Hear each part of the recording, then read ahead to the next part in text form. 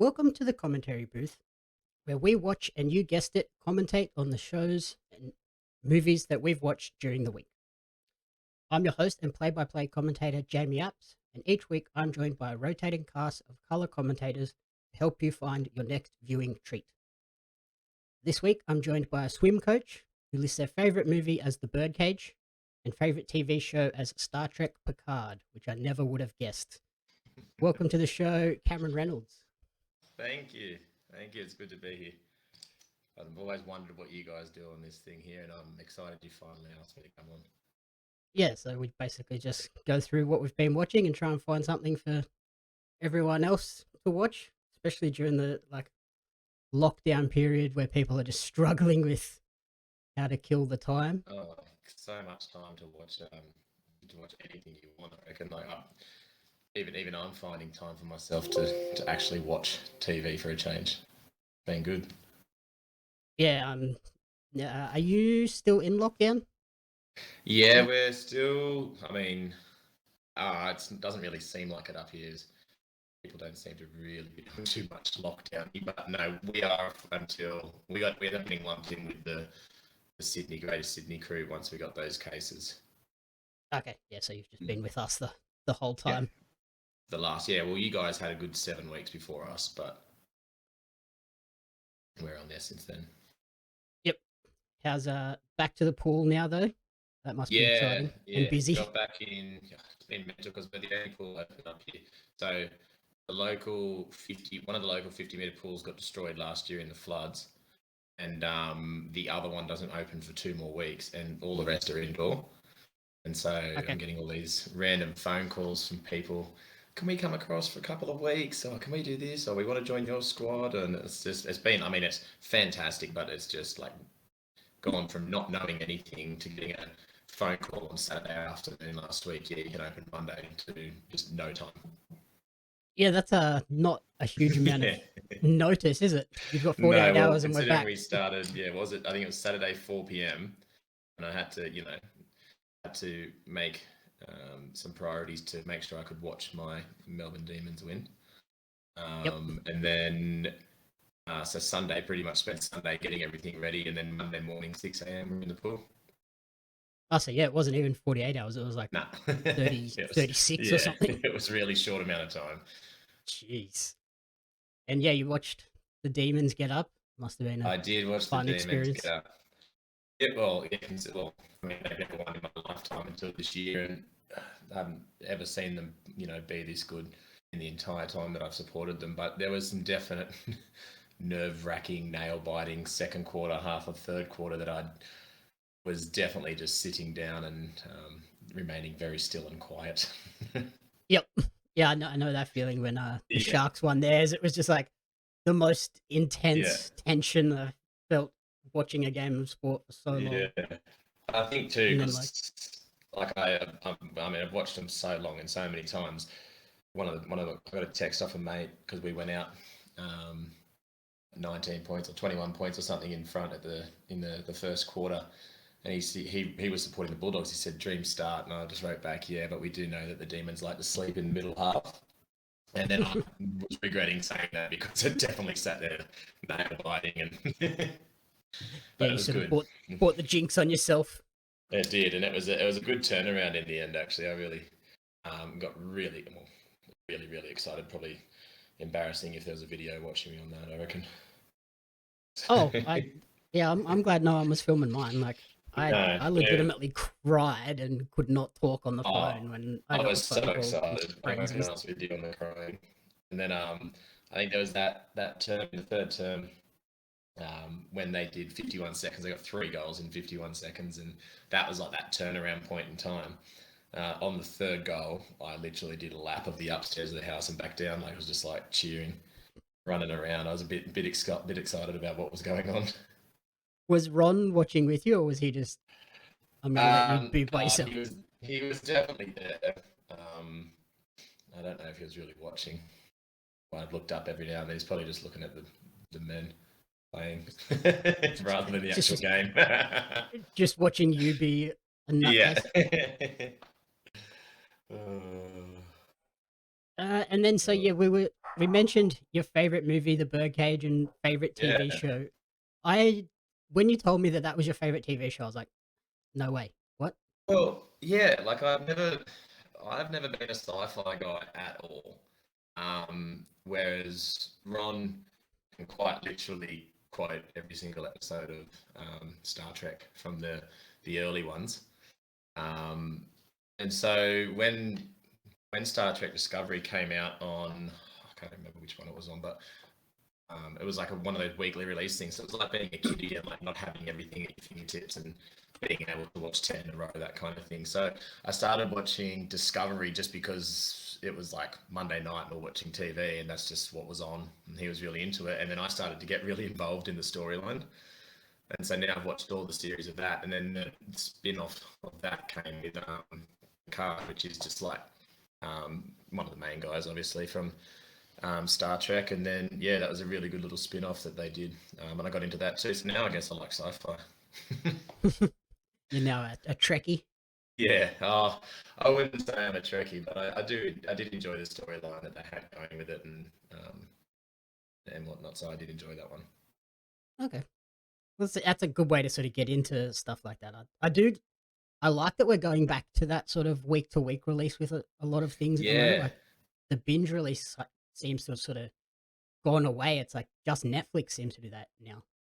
yeah, no, I enjoy that too. I think that's where I don't get into watching things is when there's a whole lot of them to watch because I don't like to sit down for more than half an hour at a time. Um, which is, I get a bit fidgety and whatnot. I'd prefer to be up and doing something or probably just mucking around on my phone too. But yeah, I really like that. Here's one episode week to week. Look forward to something, build the anticipation. Think about what happened. Like, oh, maybe this is going to be the next part of the episode. What's going to happen here? That kind of stuff. Rather than, oh, well, I wonder what happens. Bang, put the next one on. So Yeah, and like it gives you that chance to sort of talk about it and theorize with friends and other people that are watching it rather than mm, I just need to power through this to make sure I don't fall behind and then get spoiled.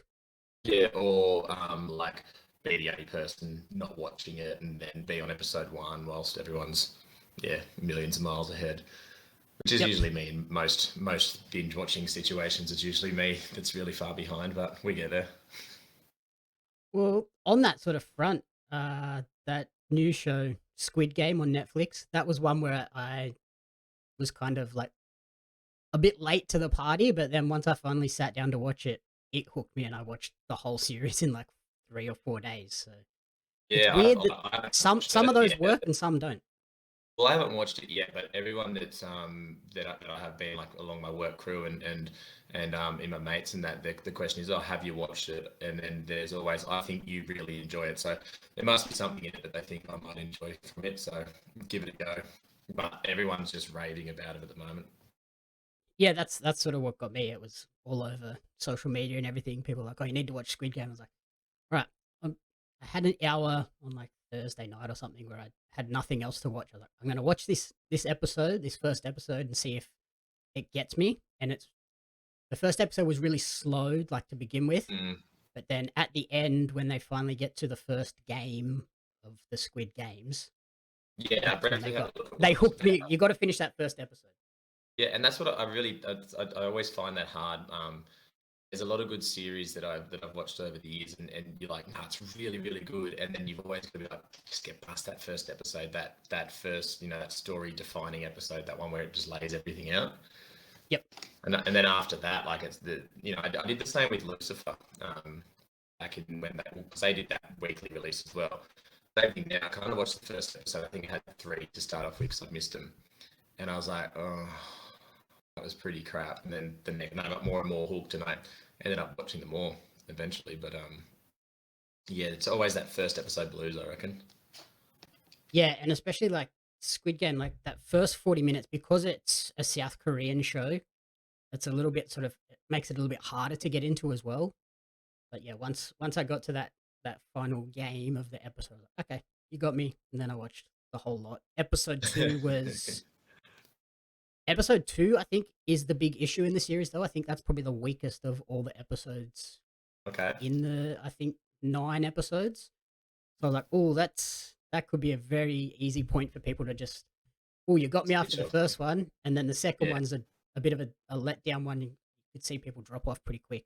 I'll make sure I tell Ron that because I actually mentioned it this morning. Then he was having a look at it online. And he said, "Oh, it looks really good." And he said he reminded him of a Doctor Who kind of episode that they did something kind of similar in terms of the games around the worlds and that.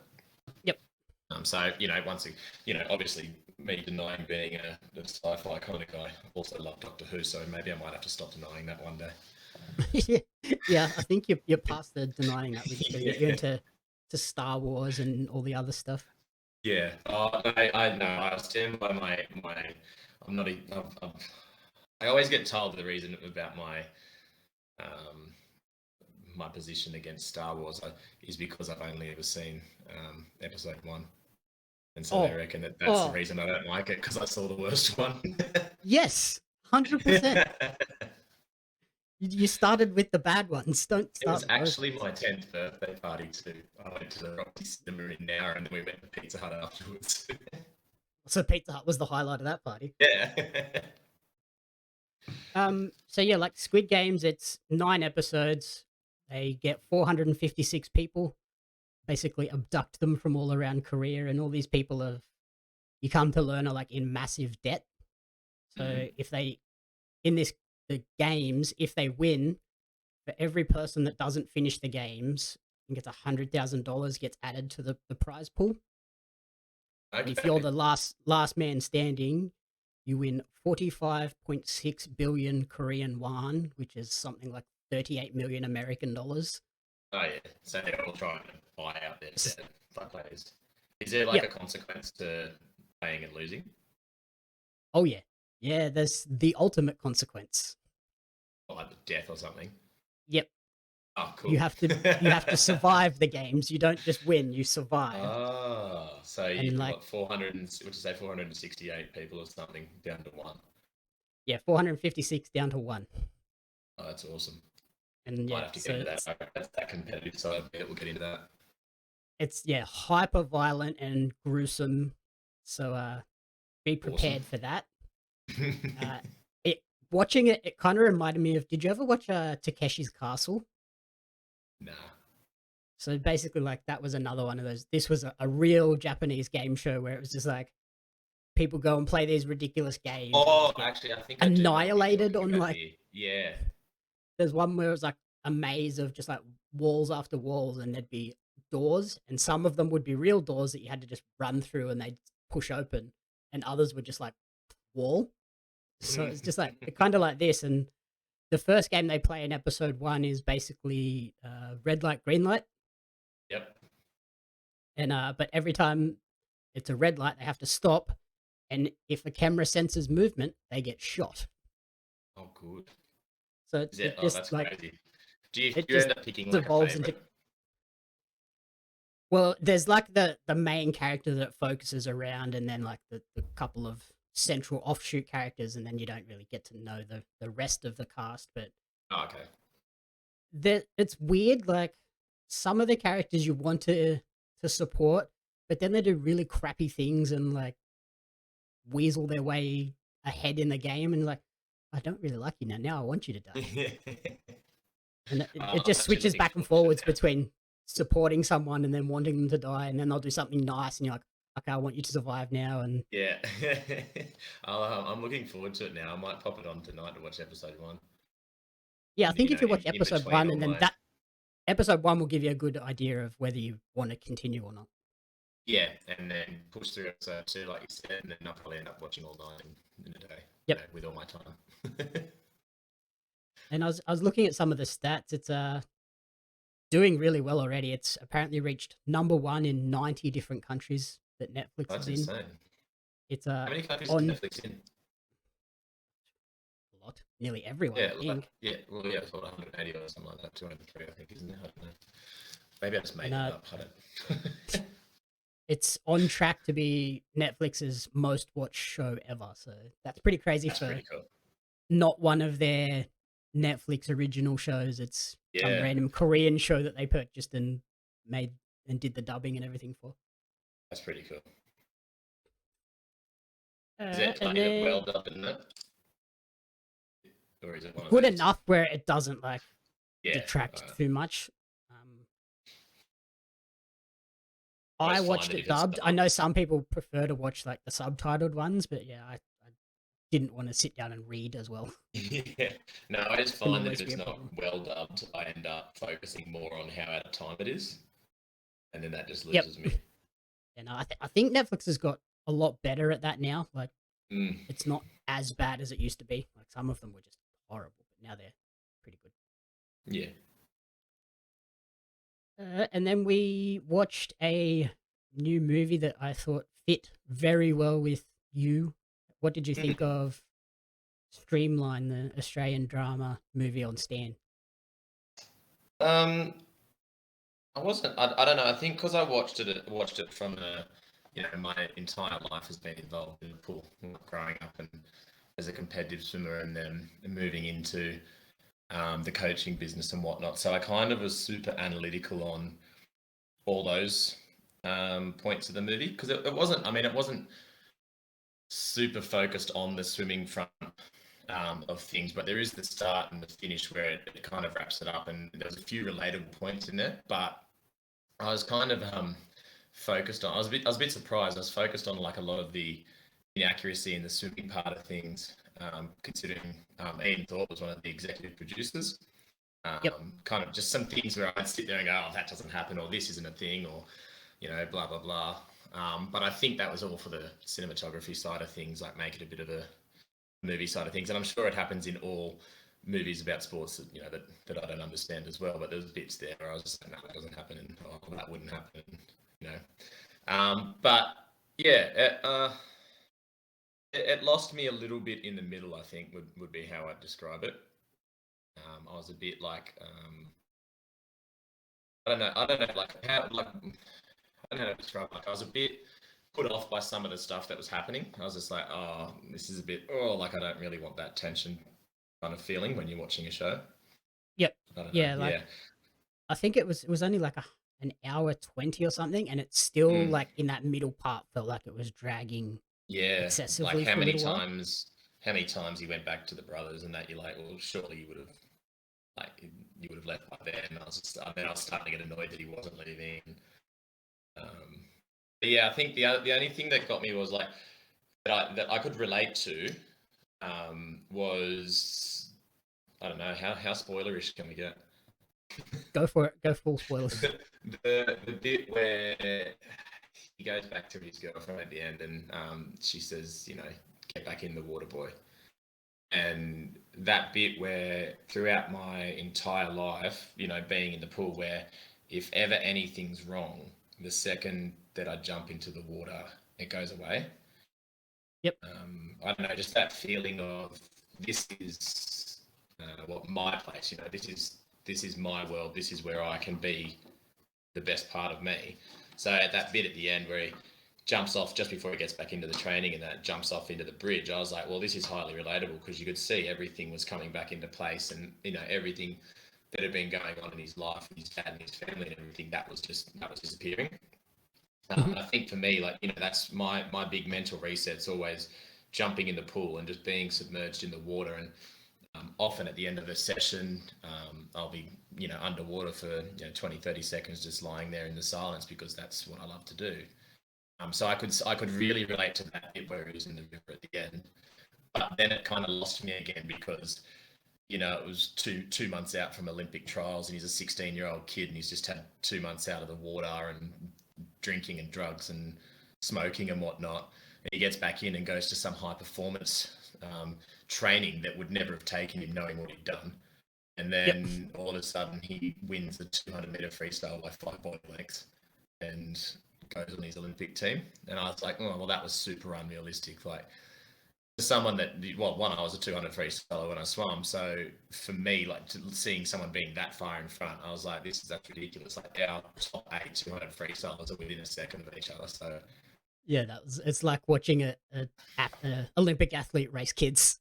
yeah, that's exactly what it was. It was like, it was just funny. That I was like, that was really weird because you wouldn't see that unless it was, hacking over 1,500 meters or Thorpe when he was there. Even Thorpe when he raced his 400s, they were always close, like at the end on the top 2, top 3 people. So I don't know. That was the one relatable bit, was the leaving everything in the water and resetting. And what about the sort of like the pressure to be so good at such a young age as well? Did you sort of struggle with that growing up as well? I don't know. I was pretty vague as a kid. I think I just did it because I loved it. But there is definitely a lot of pressure. I didn't like the coach in the movie. There were a few similarities between him and my horrible coach growing up that I had for a while.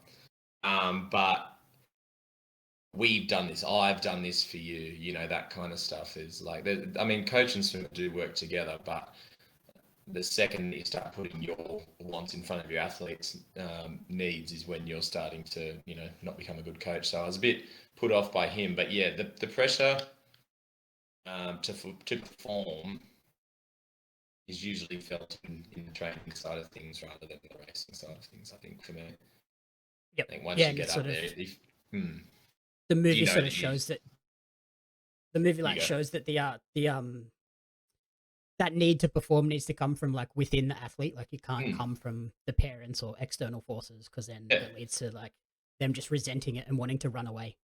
Yeah, exactly. And I think that was what it was. Like, there's a lot of pressure, and now I've got to take time out, and now my dad's back on the scene, and so dealing with the mental health, and that's that's one of the biggest things, I guess, that was probably being put out in the film, was mental health, because in the last 5 or so years we've had a lot about the mental health of our top athletes and what they go through and things like that. So I think that was a good part of it, like bringing that right to the forefront. Half of our athletes, you've got like half our Olympic athletes. I think we had a couple of teenagers on the Australian swim team. The Paralympic team had a lot of teenagers, and just thrust into the limelight, and adults to freely comment on social media about what they want to do, and no one ever thinks about the consequences or what happens when these athletes read these things. So I think that was a good part of it, in talking about that. But yeah, that whole pressure to perform thing, once you're there, if you've done the training, you've done the training, that it's just whoever's best on the night in that case. Yep.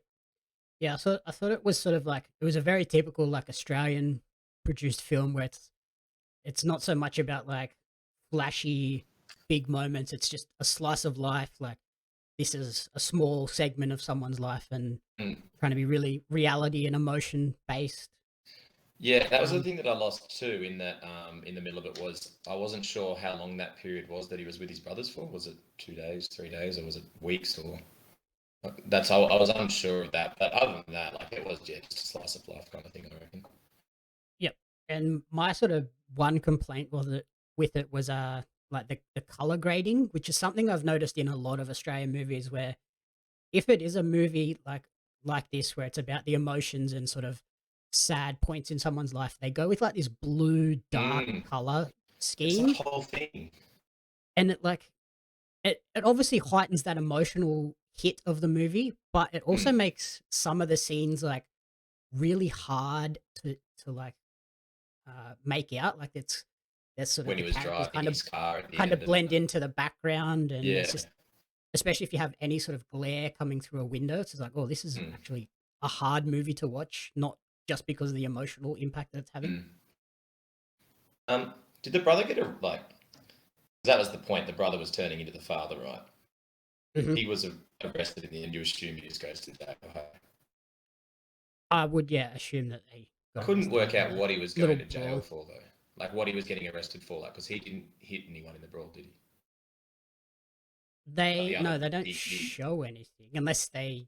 Yeah, I'm not sure. Yeah, because the next thing is because he drives off and the police come. He runs off and the police come. Yeah. Like, I enjoyed it, but yeah, it's a very slow one, and sort of one that you need to go into watching in sort of the right frame of mind. Otherwise, you could very easily just sort of drift off in that middle portion where it just felt like it was dragging a little bit. Yeah, and I think I was a bit like, going in from my involvement in the pool, I was super critical at that side of things. So that kind of put me off. I'd like to watch it without that criticism, or without that critical eye from what I have, like, knowledge in the pool. I'd like to watch Yeah, it and then see if it was different.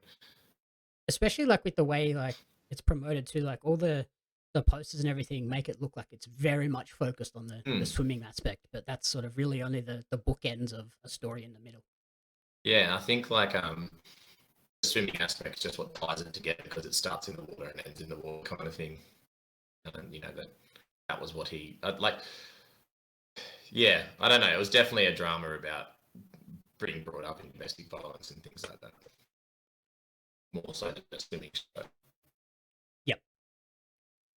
And then I watched another movie as well, on a new one on Netflix starring Jake Gyllenhaal, called The Guilty. Have you had a chance to sort of check it out or see the trailers or anything? I flicked the trailer, but yeah, I don't really recall much from it. But I did flick through the trailer and have a look. But it is another one that I reckon I probably have to take a little bit of time to work my way through. I reckon. Yep. So it's a remake of a 2018 Danish movie, and it's about a police officer that gets basically put on desk duty in the 911 call center. So they've taken him off the streets and they put him on the 911 dispatch desk, and he's just answering all the emergency calls that come through, which that has to be the hardest job in the world, I think. But one of the calls he gets is from a woman who is saying that she's been kidnapped, and then it follows him on that single morning period where he's trying to find this lady and help her out, and it focuses purely on Jake Gyllenhaal's character. So you never see cutaways to her being kidnapped or what's going on at her end. It's all about him and how he's dealing with His journey. her over the phone, and then the police dispatch over the phone, and other officers and everything trying to just solve this problem. Do you end up seeing her? No, you just all Jake Gyllenhaal and like the other various call center people in the same room as him. So it's basically all in this one room. It's like a really stressful watch. It just builds up the tension the entire time of like, oh my god, is this lady going to get out of this? And then I hate some of that. Some of that really does my head in because I get overly stressed about it and then I start to overthink it. Yep. I did it. What was the one that drove me insane? Actually, that when you started saying about Gyllenhaal and then focusing on him, was it Buried with Ryan Reynolds, where he was literally in a coffin. The whole film was him in a coffin in the ground, and then he just dies, and that was it. Yep. Yeah, so it's just very like, what happened? Very similar to that, where you just follow him this whole time in this call center, and he's talking to her, then he's talking to her kids at home, then he's talking to like the person that's kidnapped her, then he's they get her talking at to the end, or police dispatch. Spoiler, sort of. There's a massive twist at the end, which I don't want to sort of give away, but the twist, I was like, whoa, like mind blowing twist at the end where I wasn't seeing it go that way at all. Okay, now I'm interested. Which is cool. I do like when the they twist could be. Yeah, I don't want to give it away because I think that's the best part of this movie. Like it builds and builds and builds this tension, and then it goes, twist, we're going this way now. Like, I do like twisty movies because I always try and solve a movie before it gets to the end, so it'll be good. Yep, I didn't see this twist coming at all. All right, well, I'll be on that one now.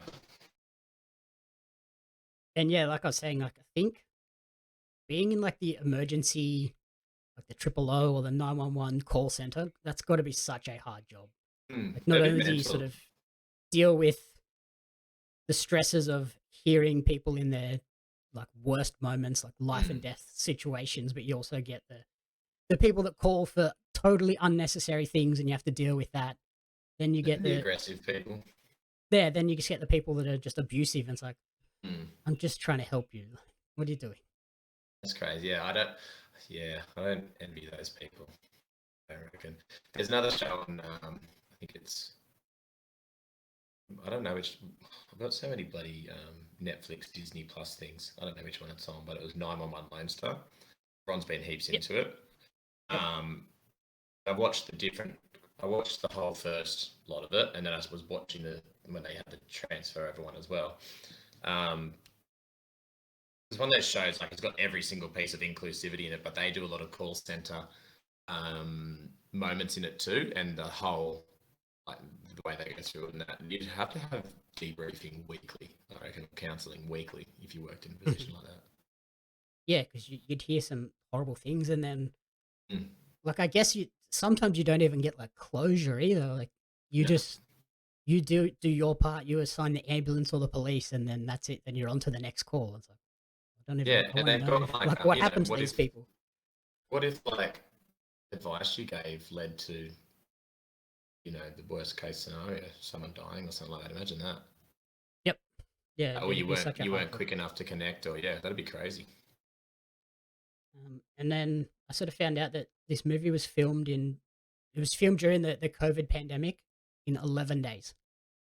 11 days. Yep, they did the whole Um, movie I'm in 11 days. Like not a insane. movie buff, but that's pretty quick. That's super quick. That's Yeah. that's insanely quick. I think because it pretty much is Jake Gyllenhaal, and then I think the other people involved on the phones would have just been audio recordings, so they would Yeah. be done really quickly. And then I think there's about 5 other people in the call center room with him. It's not a So huge cast, but it probably wouldn't have cost a whole lot either, too, with that smaller cast. And no, I'd say Jake was the mm, biggest outlay on the money there. And mm. just to add an extra wrinkle into let's try and film a movie in 11 days, the director was listed as a close contact of a positive COVID case. So had to direct the entire movie from his trailer using like a Zoom call. That's so hard.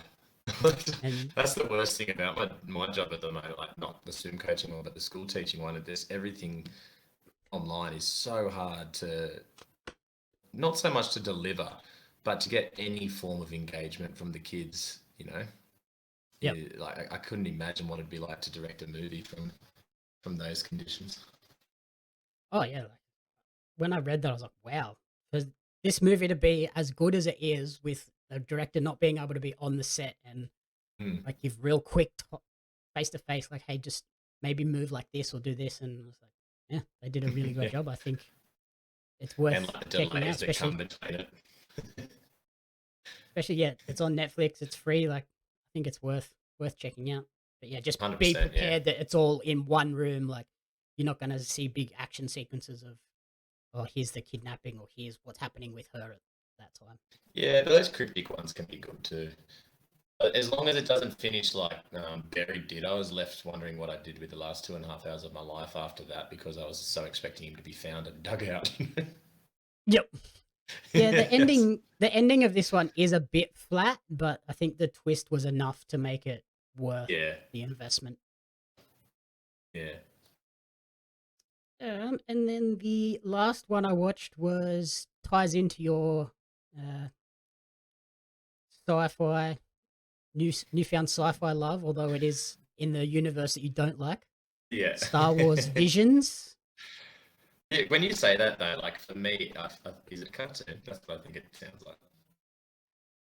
Yeah, so it's a offshoot series of like Star Wars. So it's all these Mm. stories are set within the Star Wars universe. So you get lightsabers, you get Jedi's, and the Sith and all the bad guys and stuff. Mm. But it's 9 episodes or 9 short movies basically. So they're like between 15 and 20 minutes.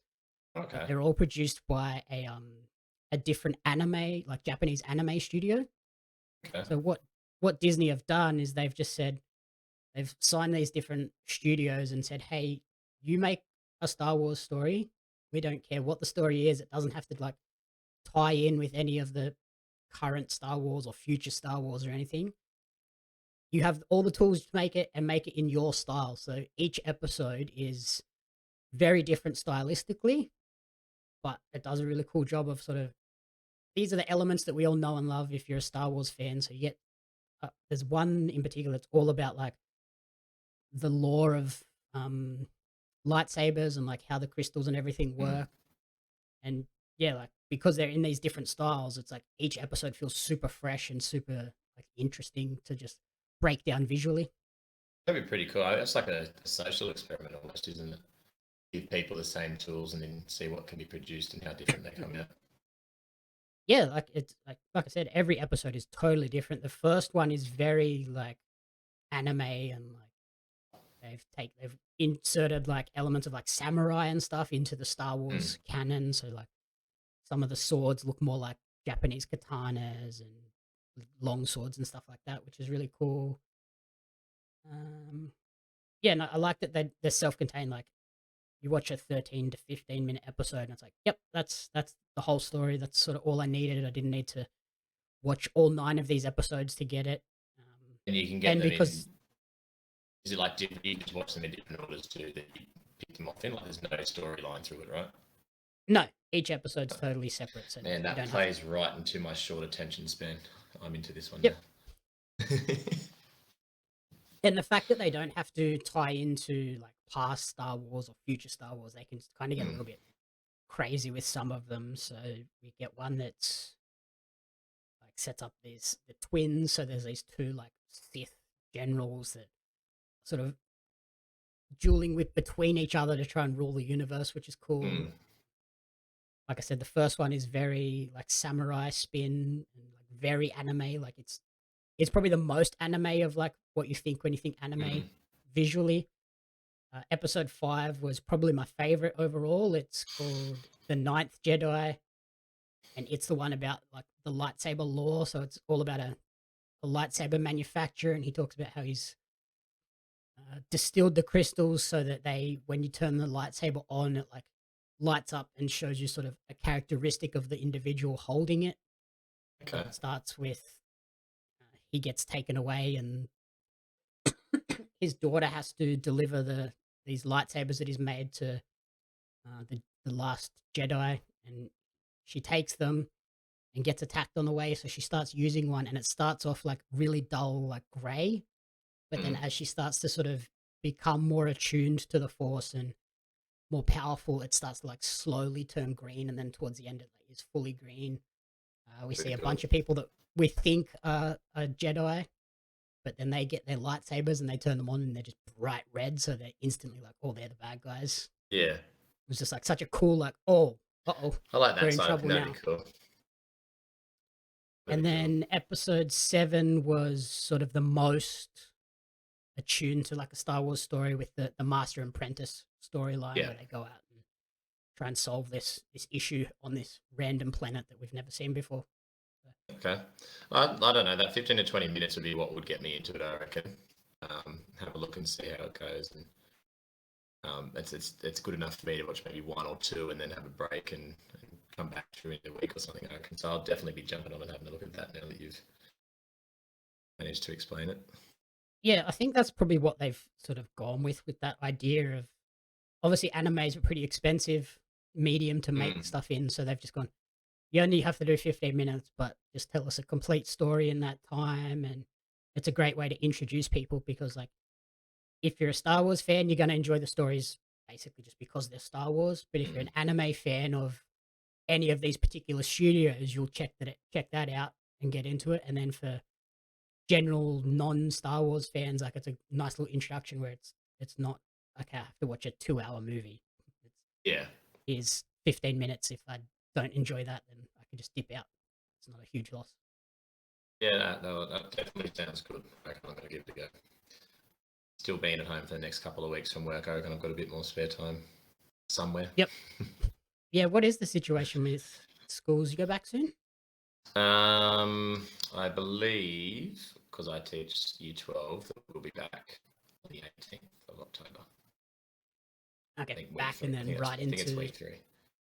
Go back and pretty much go right into HSC? Well, there's been so... No, they delayed the HSC a month, so it won't start until November. But they... And how bad would it be to be in Year 12 right now? Imagine this happened when we were in Year 12. 90% of the kids didn't even have a computer, let alone being online with everything. And I remember like my ancient history class and the economics classes, like we had those extra sessions. Like not just... it wasn't just like... yeah. But it wasn't just like, hey, during school hours you have XYZ class. It was, okay, I've got those, but then like I'm coming in early to do an extra ancient history one, or Yeah, we staying did late in the after school arvo for the PDH. We did after yeah, school like PDH as well, so it was pretty cool. that. Like But you wouldn't. There's no way you could do that now. Like nah, it's just crazy. Like impossible. I mean, our school still does like homework center after school and all that kind of stuff, and we were still holding online homework center for the kids, so they could tune in and do some of the stuff that they needed to catch up on. But the whole delivery was just revamped, and lessons went from being an hour long to make sure you about 45 minutes, and half an hour of that's content. So like really hard to deliver what we had to deliver in the time, and it's different, but it's shown like I think versatility of teachers too. Like you've been told now that you're not coming back to school and you have X amount of time to entirely flip your classroom to be online. Make sure that you deliver it in this mode, and very flexible. But I think it's second time around. I think we did a bit better. It was Yeah, I imagine the second experience time from was the a bit first one. easier. Yeah, because all the kids. The first time around, we had to make sure, because we were using Google Classroom that anyway, but not primarily. So the second time around, we'd already worked out the streaming, like what we're doing with the streaming, and then the Google Classrooms are already set up anyway. So it wasn't those 2 weeks of chasing kids and that. Yep. Yeah, it's definitely going to impact some kids in their learning and all that kind of stuff. So hopefully we get back to normal soon. I think, sort of looking in from the outside, I feel like the only benefit for it would be it's for those kids that are in year 12 now moving into university. It was a sort of a crash course in self-motivation and Yeah. self-directed learning when you go into uni. 100%. That's the one skill that they're going to have. That no, I found that so hard when I first went to uni. I was 18, young and dumb, and running around Sydney like I own the joint and trying to get to lectures and having to have that motivation to learn to do that. Yeah, like but we went from high school to uni, and it was like, all right, this is what you have to do, and we're not going to hold your hand. Yeah. And if you don't do it, then you don't do it. Like we Yeah. don't care. That's your I choice. think too, like we came from such a small town, well, not overly small, but a small town on the south coast, up to going up to Sydney. Even like I lived in like the west of the Sydney when I went up there the first time. And it was just like we just ran ragged. Like we just did what we wanted, because like I'd gone from that super strict being at home, getting up at 4:30 in the morning, going to the pool, that kind of stuff, to my parents aren't here and I'm living on campus with 40 other 18-year-olds. Yep. Yeah, just At that just time, it was nuts. fantastic, but now I just think how dumb that sounds. Why would you let your kid do that? Yeah, true. And like, yeah, I look back on that first year of uni, I was like, oh, this is so hard. Now I look back, I'm like, you're an idiot. That was the easiest Go time back to ever. uni. Just do the work and you'll be sweet. Yeah, adulthood's a trap. Yep. So yeah, that's everything we watched this week. What would be your top recommendation? In terms of what we watched this week, Yeah, or it can be like, yeah, if it's one of your Star Trek shows. if you haven't watched Discovery, definitely get on Discovery. I like the sound of The Guilty. I think just the way you described it, and that mental game that you have to play because it's filmed in such a small kind of setting. I think that would be something that I really want to get into, even though I haven't seen it yet. I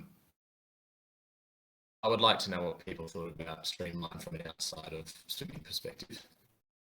I suppose you give me your little outside swimming perspective as well. But it wasn't. I've got to say, it wasn't my favourite film. Yeah, it was.